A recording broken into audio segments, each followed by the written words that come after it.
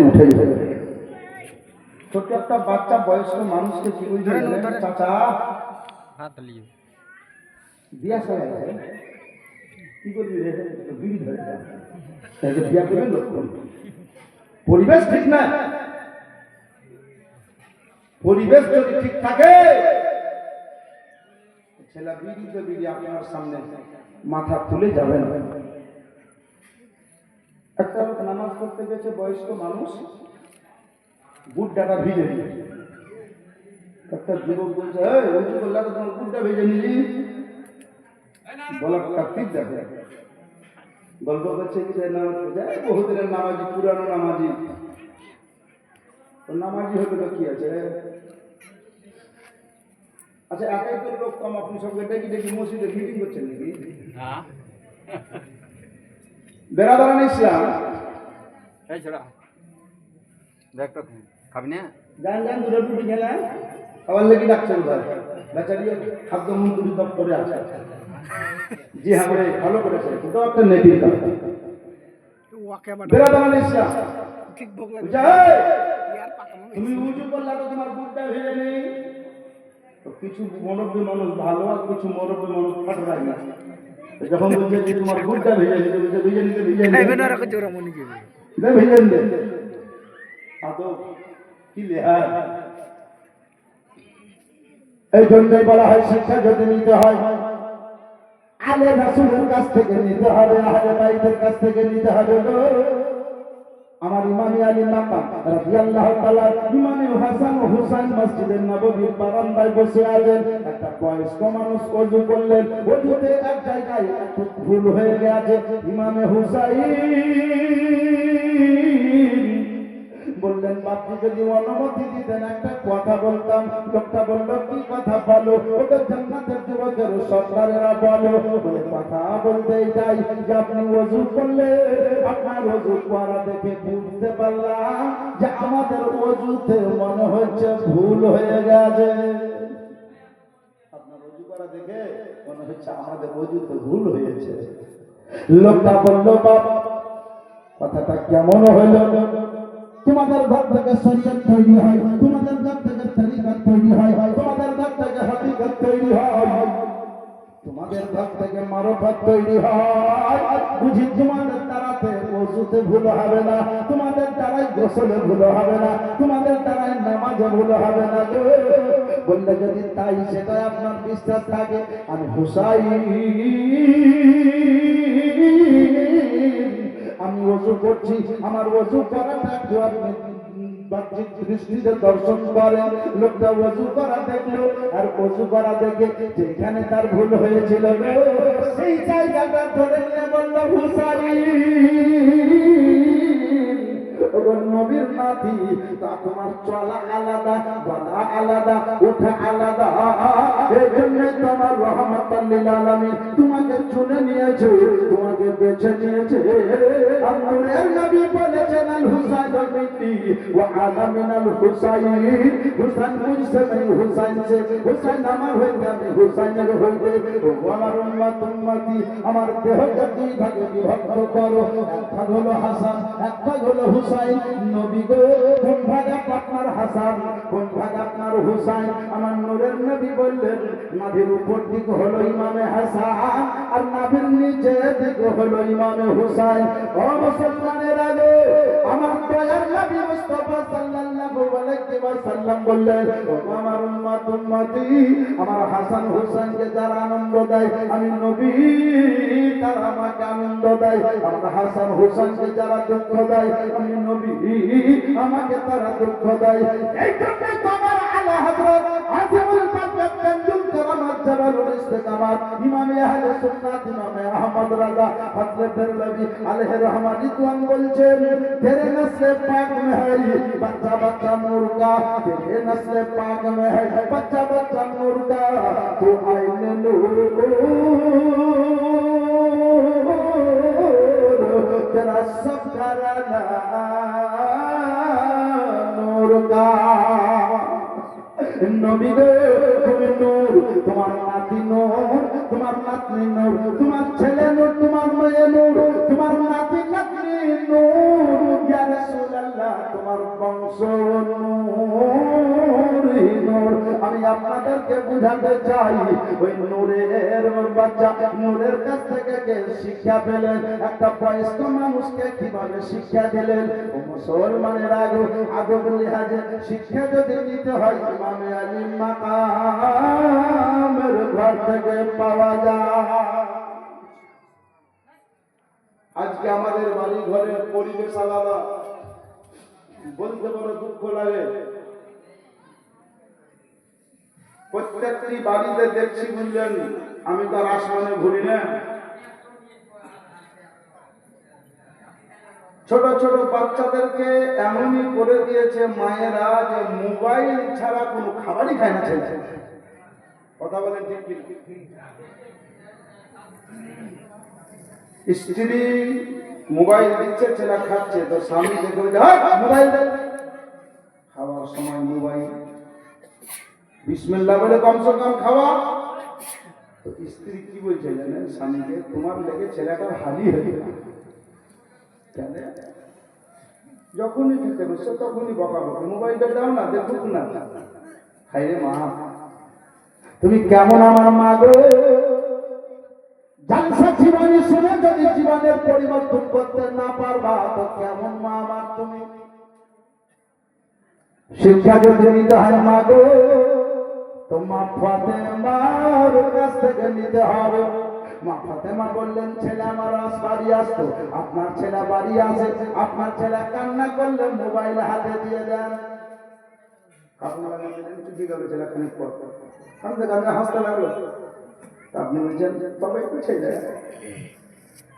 সুবহানাল্লাহ, আমার খাতুনের জান্নাত করলে ও দুনিয়ার মুমিন মুসলমান, ও আমার আব্বার প্রেমিক প্রেমিকাগণ, বাচ্চা যখন আমার কান্না করতো, যদি খিদার তাড়নায় বলতো মা গো খিদা লেগেছে, আমি খাতুনের জান্নাত বাচ্চাদেরকে কোলে নিতাম, বুকে ভরতাম আর বলতাম জননে একটা সবুর করো, খাবার পাওয়া যাবে, তবে সবুরের খাবারটা ভালো হবে বেটা। এই বলে ছেলেদেরকে কোলে নিয়ে কোরআন শরীফ শোনাতাম। আমার বাচ্চারা কোরআন শরীফ শুনতে শুনতে ঘুমিয়ে যেত। দুনিয়ার মহিলারা ছেলেরা কোরআন শরীফ শুনতে শুনতে ঘুমিয়ে যেত। আবার যখন খাবারের ব্যবস্থা করে নিতাম, তখন আমি দরুদ শরীফ পড়ে ছেলেদেরকে জাগিয়ে খাবার খিলাতাম। মুসলমানেরা গো, তাহলে ছেলেদেরকে কেমন করে মানুষ করতে হবে, এই শিক্ষা যদি নিতে হয় তো খাতুনের জান্নাত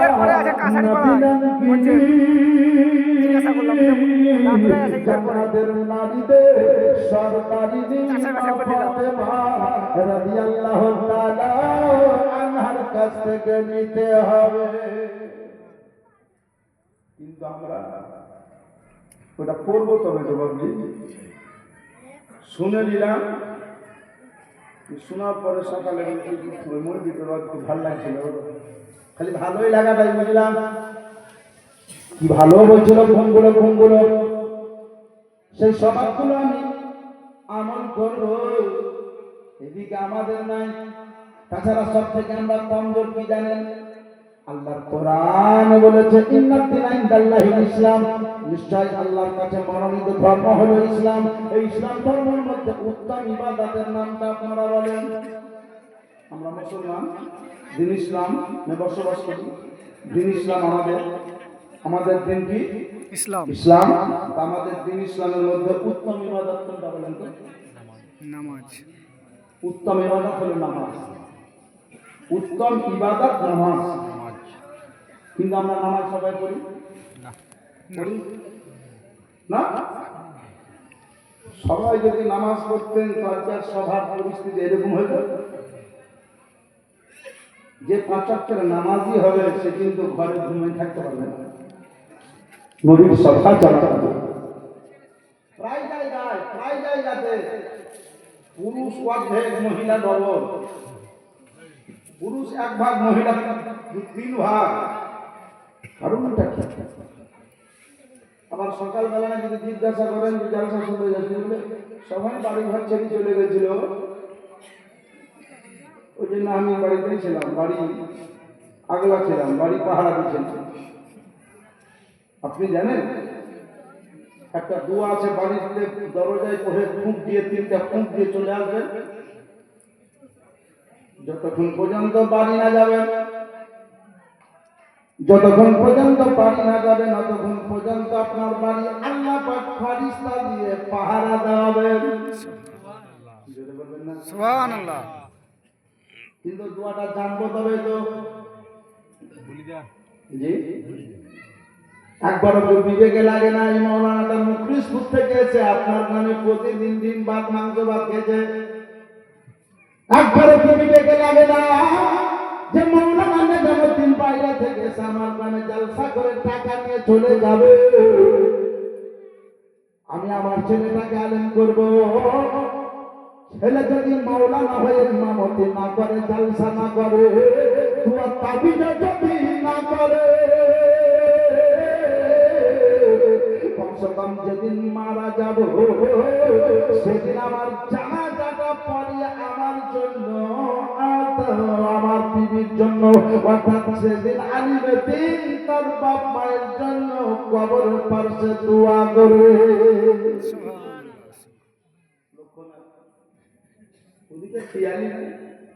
শুধু চল মিশন, ওইটা আমাদের বেটা ডাক্তারের চান্স পেয়েছে, আমার বেটাটা পাবে কিনা, অমুকের বেটাটা ইঞ্জিনিয়ারের চান্স পেয়েছে, চল আমার বেটাটা পাবে কিনা। আমরা ওই দিকে ব্যস্ত। জি আগে তো জামানায় মুরগিদেরকে সব হেল মনে করতো, পেট মনে করতো, বুঝলেন? হ্যাঁ, মুরগি রাস্তায় যেতে তো লোক ঠুকরে বেঁচে গেল, এটা গেল ফকিরের ধর, এটা গেল ক্ষেত্রা চাহা, ধান চাহা, ইয়া চাহা, উয়া চাহা গেল। এখন আবার ওই লোকে কি বুঝে জানেন এটা গেল, সে না তো বলবে লুটি নিলে দেখতে লুটি নিলে। ওইটাই তোমার কি লুটার ইচ্ছা হয় না, তোমার কি মন চাই না? নবী বুখারী শরীফের হাদিসে বলেছেন, ও মুসলমানের আলো, আমার নূরের নবী বলেছেন, যদি কোনো ব্যক্তি তার ছেলেকে বানাল আলেম বানাতে পারে, তার বাপ মায়ের মাথায় কিয়ামতের দিন জান্নাতি তাজ পরাবে। সুবহানাল্লাহ। আল্লাহ পাক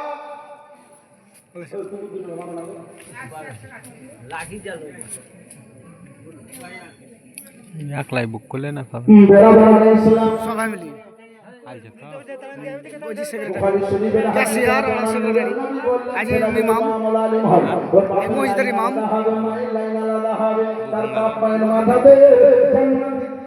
পড়ানো হবে। একবার কি লক্ষ্য হয় না যে কিয়ামতের দিন কালেকশনের লেগে এক জায়গায় থাকবে, আমরা লক্ষ্মীটা, আমরা মালপাড়া লক্ষ্মীডাঙ্গার লোক, আমরা সেদিন ভাগাই জেলায় একত্রিত থাকবো, সবাই দেখবে। ওই জায়গাটাকে মৌলানা করেছিল বলে আল্লাহ তার মাথায় জান্নাতি তাজ পরাচ্ছে, তার মায়ের মাথায় জান্নাতি তাজ পরাচ্ছে।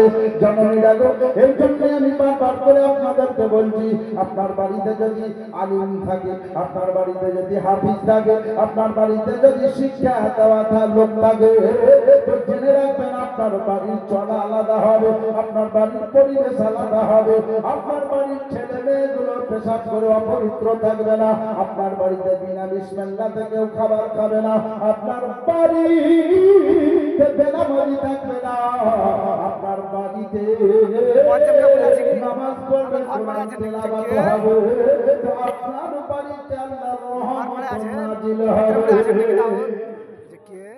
দেখলে না গো নাই ভরপুর কত আফসোস লাগবে শুনে। যাই হোক, আল্লাহ পাক রব্বুল আলামিন আমাদের সকলকে যাতে আফসোস লাগছে দিন ইসলামের উপরে মহব্বত রেখে চলার তৌফিক দান করেন, বলুন আল্লাহুম্মা আমিন। আল্লাহুম্মা আমিন। আসেন একটা ছোট্ট করে দরুদ শরীফ পড়েন, ঘটনাটা এগিয়ে নিয়ে যাই। বিশেষ কিছু না বললে জায়গায় জায়গায় আপনাদের ছোঁয়া দিয়ে যাব। আল্লাহ পাক এক একটি পয়গম্বরকে এক একটি করে মুজিজা দিয়ে পাঠিয়েছেন, আর আমার নূরের নবীকে কদম মোবারক থেকে মস্তক মোবারক পর্যন্ত মুজিজাহি করে পাঠিয়েছেন, রহমতহি করে পাঠিয়েছেন।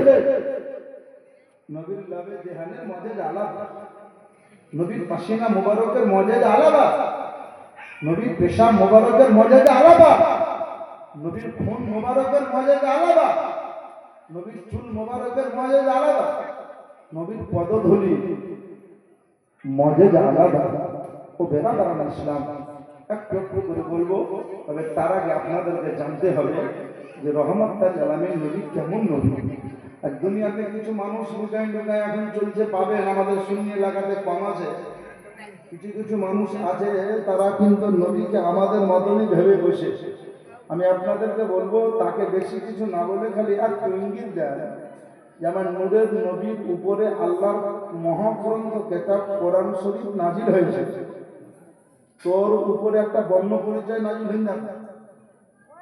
আমার নূরের নবীর পাসিনা মুবারকের কথা একটু আপনাকে বলবো, তবে তার আগে শুনেলেন নবীকে নিয়ে যে লালিত পালিত করেছেন নামদার হযরতে হালিমা সাদিয়া, তিনি কিন্তু লাইনে কি বলতে চাইছেন। আর হযরতে সাহাবায়ে কেরামদের মধ্যে যিনি সবথেকে বেশি হাদিস বর্ণনা করেছেন নাম হলো তার হযরতে আবু হুরায়রা। তিনি নবীকে নিয়ে কি বলতে চেয়েছেন।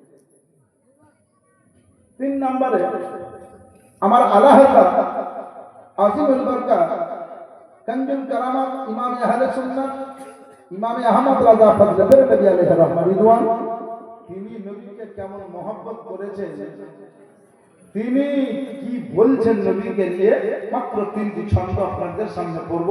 তার আগে একবার দরুদের পাঠ জোরে জোরে পড়ে আমাকে বুঝিয়ে দিবেন যে ও মাওলানা নিজামউদ্দিন আমাদের আপনার নামের নাম মালপাড়া তো নাকি? মালপাড়া মাল আছে ভাই, অল্প বোধহয়, কিন্তু ওর নাম মালপাড়া, মানে ওই একটা গ্রামের নাম। জি, মুসলমান থাকলে মালপাড়া একটা গ্রাম আছে, ওখানে কোনো হিন্দুই নেই, তাহলে হিন্দু হয়ে গেছে তো হতে পারে দাদা। তো একবার আমাকে আপনারা এতটুকু বুঝান যে আমরা নবীর প্রেমিক, নবীর আশিক। জোরে জোরে দরুদ শরীফ পড়বেন, মা বোনেরা ধীরে ধীরে, পুরুষরা জোরে জোরে। আর দরুদ শরীফ যখন পড়বেন তখন মনে করবেন যে আমি কোনো ইবাদতে মগ্ন হয়ে গেলাম। এটা সবসময় মাথায় রাখবেন। মাঠে পড়েন, ঘাটে পড়েন, বাজারে পড়েন, বাড়িতে পড়েন, শুয়ে শুয়ে পড়েন, উঠে পড়েন, দাঁড়িয়ে পড়েন, মসজিদে পড়েন, ঈদগাহে পড়েন, জালসা মিলাদে পড়েন, যখনই পড়বেন দরুদে পাক তো মনে করবেন আমি কোন ইবাদতে মগ্ন হয়ে গেলাম। দরুদের ফজিলত যদি জানতেন, অসংখ্য দরুদ 24 ঘন্টা পড়ে থাকতেন। হযরত সাহিব রাদিয়াল্লাহু তাআলা আনহু বর্ণনা করেছেন, জুম্মার দিন কোন ব্যক্তি যদি পড়ে নিতে পারে আল্লাহুম্মা সাল্লি আলা মুহাম্মাদিন নবিয়্যিল উম্মি ওয়া আলা আলিহি ওয়া সাল্লিম, যদি 80 বার পড়তে পারে তো 80 বছরের গুনাহ আল্লাহ মাফ করে দিবেন। সুবহানাল্লাহ, সুবহানাল্লাহ। জি, কত বছর বললাম? 80 বছর। কত? 80 80 বছরের গুনাহ মাফ করবেন। কয়বার করলে? 80 বার করবেন। 80 বার। 80 বছরের গুনাহকে আল্লাহ মাফ করে দিবেন যদি 80 বার করতে পারেন। দরুদ শরীফটা মাত্র এক লাইনে, বিসমিল্লাহির রহমানির রহিম, আল্লাহুম্মা করেন আল্লাহুম্মা সাল্লি আলা মুহাম্মাদিন নবিয়্যিল উম্মি ওয়া আলা আলিহি ওয়া সাল্লিম। একবার জোরে সুবহানাল্লাহ বলেন না? সুবহানাল্লাহ। আচ্ছা, আপনারা তো প্রতি বছর বোধহয় জালসা জীবনী করেন নাকি? তো সুবহানাল্লাহ বলে তো আমাকে খেলাইতে হয়েছে কেন? ইসলামী বুঝে থাকা দরকার। আচ্ছা, একবার যদি সুবহানাল্লাহ বলেন তো নেকি কথা পাবেন? 90টা। জি 90। উল্টো তো মশলা ভালো জানা আছে, 990। তাহলে একটা জালসাতে যদি 50 বার সুবহানাল্লাহ বলতে পারেন তো 50 কে 90 দিয়ে গুণ করলে যত নেকি পাওয়ার কথা তত নেকি পাবেন। একবার মহব্বতে জোরে বলেন তো সুবহানাল্লাহ। সুবহানাল্লাহ। এদিক থেকে বলেন সুবহানাল্লাহ। সুবহানাল্লাহ। মাহলিমার দুর্বলতে হয় না বিজাতন সবর। সুবহানাল্লাহ। যখন এরকম করবো তো ভাবি আমি সুবহানাল্লাহ চাইছি। আমার আগে তো বলে বলছিল না এই বদরুদ্দিন খানা অঙ্গনা চালিয়ে এসছে, ও হলে হয়তো টাকা চাইতো, আমি এরকম করছি মানে সুবহানাল্লাহ চাইছি। বুঝতে পেরেছেন? ভালো ভালো ভাবে যে 10 টাকা দিচ্ছেন তার সওয়াবের কাজ। ওরা ভিক চেয়ে বেড়ায় না, নবী মেম্বারে রাসূলে জান্নাতি বাগানে গিয়ে গজল বলছে আর টাকা চাইছে। বেরা বাবা মাহলিমার দুর্বলতে হয় না বিজাতন সবর। মাহলিমার দুর্বলতে হয় না বিজাতন সবর। ইয়া তসবতে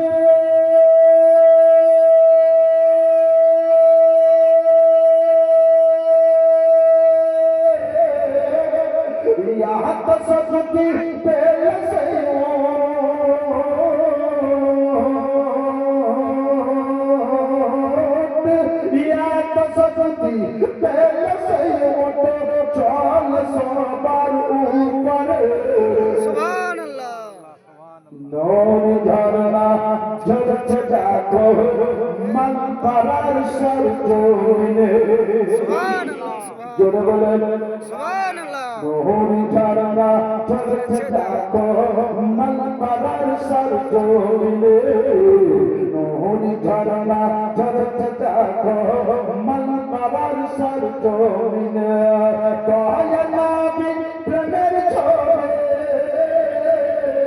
দয়ার নবী প্রেমের ছবি এলেন মা আমিনার ঘরে নূর ঝরনা ঝরছে দেখো জগৎ মাঝারে আবু হুরায়রা আবু হুরায়রা আবু হুরায়রা আবু হুরায়রা চিন্তা করনি এক পিয়ালা তো দুনিয়ে আবু হুরায়রা চিন্তা করনি এক পিয়ালা তো দুনিয়ে শহীদ দে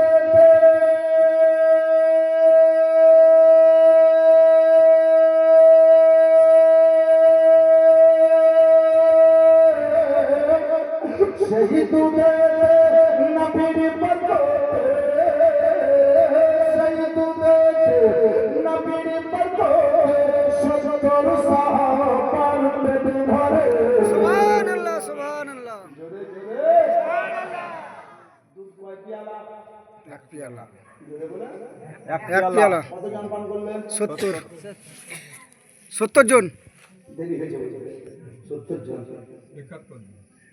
ইদানি চাল হয়তো দুগুণ দেন ये भाई ये লোক হয়তো 500 তবে বিশেষ বেলায় কেন উদ্ভাবন দিয়া কাম করলে টাকা নেব 70 দুধ এক পিয়ালা পান করছেন 70টা সাহাবা আমার নূরের নবী বললেন আবু হুরায়রা এই হাদিস বেশি বুঝলে বলেছিলেন কয়েকদিন থেকে অনাহারে আছি দুধে আবার হবে কি হবে না আবু হুরায়রা পান করো বলতেন পান করলাম রেখে দিলাম আবার পান করো আবার করলাম আবার করলাম আবার করলাম তিনবার দুধ পান করে নবী বলছেন আরো পান করো বলে আসসালাতু ওয়াসসালামু আলাইকা ইয়া রাসূলুল্লাহ আসসালাতু ওয়াসসালামু আলাইকা ইয়া হাবিবাল্লাহ ফাযাকা উম্মি ইয়া আবি নবী গো হুজুর পারবো না দুধ পান করতে তলপেট থেকে গলা পর্যন্ত ভর্তি করে নিয়েছি আমার নূরের নবী বললেন তোমার দিলে আলোচনা হচ্ছিল এক পেয়ালা দুধ নবী আসহাবে সুফাগণকে ডাকতে বললেন যারা মসজিদের নববীর ধারে ধারে বসেছিল আমি তাদেরকে ডেকে নিয়ে এলাম তারা কি পান করবে আমি কি পান করব ওই নবী বুঝে গেলাম আমার নূরের নবী বললেন আবু হুরায়রা তোমার দুধ পান করার পরে একবার পিয়ালা থেকে দেখো দুধ বেড়েছে না কমেছে গো বলে ইয়া রাসূলুল্লাহ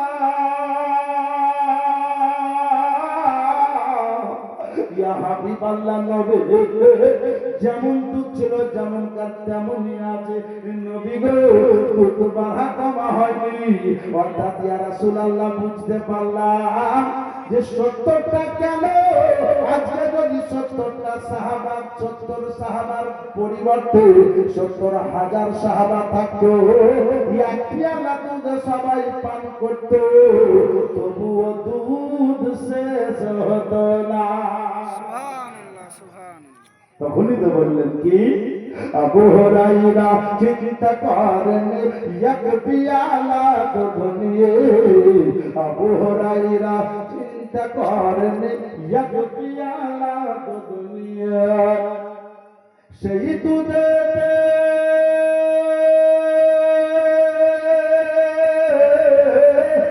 সেই দুধে নবীর বরকতে সেই দুধে নবীর বরকতে 70 সাহাবার পেট ভরে নূর ঝরনা ঝরছে দেখো এ জগৎ মাঝারে নূর ঝরনা ঝরছে দেখো এ জগৎ মাঝারে দয়া নবী প্রেমের ছবি এলেন মা আমিনার কোলে নূর ঝরনা ঝরছে দেখো এ জগৎ মাঝারে আমার হযরত আজিমুল বারকাত আমার নবীর উপরে মহব্বত রেখে বলছেন বিদায় দেন।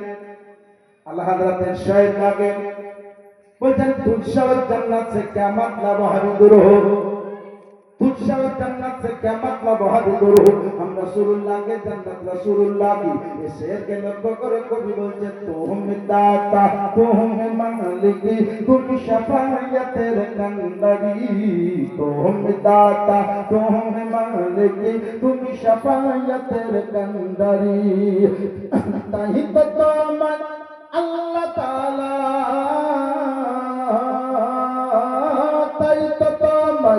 আল্লাহ তাআলা পাঠাইলেন রহমত করে, নূর ঝরনা ঝরছে দেখো এ জগত মাঝারে, নূর ঝরনা ঝরছে দেখো এ জগত মাঝারে। আল্লাহুম্মা জোরে জোরে সাল্লাল্লাহু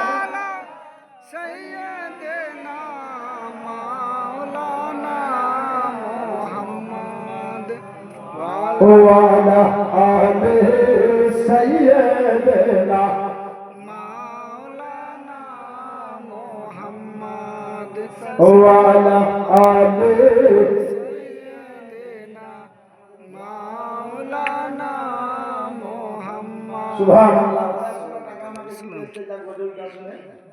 দিতে পারছে না, দিব না আপনি তো অন্ধ মহব্বতে দিতে এসছে। যাক আলহামদুলিল্লাহ, আল্লাহ তোমাদেরকে পাঁচ ওয়াক্তের নামাজ পড়া যাতে তৌফিক দান করেন, বলুন আল্লাহুম্মা আমিন। যেটা কারণ ইসলাম। যাই হোক, আমি পড়েছি মহান রব্বুল আলামিনের মহান গ্রন্থ কিতাব কোরআন শরীফ থেকে, মনে রাখেন আল্লাহ পাক রব্বুল আলামিন খালিকে কায়নাত বললেন ওয়া মা আরসালনাকা ইল্লা রাহমাতাল লিল আলামিন। আমার কয়েকটা মজেদা আপনাকে বলবো, বলার পরে আমার মা বান্দাকে একটু বক্তব্য শোনাবো। আমার কাছে আওয়াজ এসেছে যে এই মালপাড়ার লক্ষ্মীডাঙ্গার ভাগাইল সংলগ্ন গ্রামের এই মালপাড়া সরজমিনে যারা জালসা শুনতে আসছে বলছে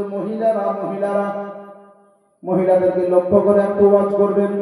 বলে কিরকম মহিলাদেরকে লক্ষ্য করে? বলে মহিলারা বক্তব্য শুনে চোখে পানি ঝরাতে ভালোবাসে। বললাম শুনে পানি ঝরাতে হবে না, বলছেন নবী মুস্তাফার পরিবার আলে রাসূল আওলাদে রাসূল আহলে বাইত নবীর পরিবার অর্থাৎ নবীর বেটিদের মহব্বতে যদি চোখে এক ফোঁটা পানি ঝরাতে পারে, নবী মুস্তাফার বিবির মহব্বতে যদি চোখে এক ফোঁটা পানি ঝরাতে পারে, বিশ্ব নবী রাহমাতাল লিল আলামিনের প্রেমিক প্রেমিকাদের মহব্বতে যদি বক্তব্য শুনে এক ফোঁটা পানি ঝরাতে পারে, তো মনে করবেন আমার জীবনের গুনাহ মাফ হয়ে যাবে। এটা মনে রাখতে হবে। তবে বেরাদারানে ইসলাম, আমি আপনাদেরকে কিছু সবাক জানাতে চাই। আমার রাহমাতাল লিল আলামিনের কে আল্লাহ পাক কেমন করে পাঠিয়েছেন আপনি নিজে অঙ্ক যোগ ভাগ করে নিয়েন। আমার রাহমাতাল লিল আলামিন একদিন একজন সাহাবী নামদার হযরতে উম্মে আইমান, তাকে আমার নবী ডাকলেন আর বললেন উম্মে আইমান একটু এখানে আসো। হযরতে উম্মে আইমানকে নবী ডাকলেন, উম্মে আইমান নবীর কাছে এলেন আর নবী বললেন উম্মে আইমান দেখো এই জায়গাতে বর্তমানে পেশাব রাখা হয়েছে, ফেলে আসো। পেশাব মোবারক রাখা হয়েছে, ফেলে আসো।